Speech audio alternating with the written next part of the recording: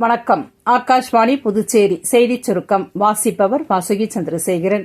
குடியரசு துணைத் தலைவராக தேர்ந்தெடுக்கப்பட்டுள்ள திரு சி.பி. ராதாகிருஷ்ணன் 2047ஆம் ஆண்டிற்குள் இந்தியாவை வளர்ந்த நாடாக மாற்றுவதற்குரிய அனைத்து முயற்சிகளையும் மேற்கொள்ள உள்ளதாக உறுதிபட கூறியுள்ளார்.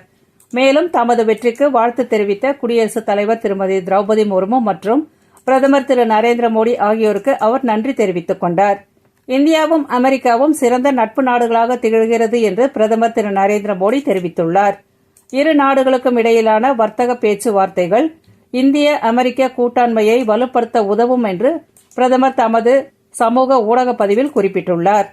நடப்பு கல்வியாண்டிற்கான IIM போன்ற தேசிய முன்னணி உயர்கல்வி நிறுவனங்களில் முதுநிலை மேலாண்மை படிப்புகளில் சேர நாடு முழுவதும் 170 மையங்களில் நவம்பர் மாதம் 30ஆம் தேதி கேட் எனும் நுழைவுத் தேர்வு நடைபெற உள்ளது. இத்தேர்வுக்கு இணையதளம் மூலம் விண்ணப்பிக்க வரும் 13ஆம் தேதி கடைசி நாள் என்று அறிவிக்கப்பட்டுள்ளது. உலக தற்கொலை தடுப்பு தினம் என்று அனுசரிக்கப்படுகிறது. தற்கொலை பற்றிய சிந்தனைகளை மாற்றுவதை நோக்கமாக கொண்டு ஒவ்வொரு வருடமும் உலக தற்கொலை தடுப்பு நிறுவனம் மற்றும் உலக சுகாதார நிறுவனத்தால் இந்த தினம் கடைபிடிக்கப்படுகிறது. தேசிய குற்றப்பிரிவு அறிக்கைப்படி புதுச்சேரியில் தற்கொலை விகிதம் 26.3 உள்ளது என்று அறிவிக்கப்பட்டுள்ளது.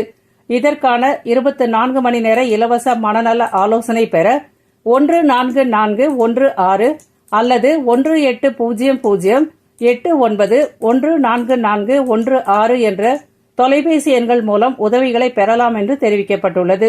புதுச்சேரி தொழிலாளர் காப்பீட்டுக் கழக அலுவலகத்தில் குறைதீர்வு முகாம் இன்று மதியம் 3:30 மணி முதல் 4:30 மணி வரை நடைபெற உள்ளது என்று மண்டல இயக்குநர் அலுவலக செய்திக்குறிப்பு தெரிவித்துள்ளது.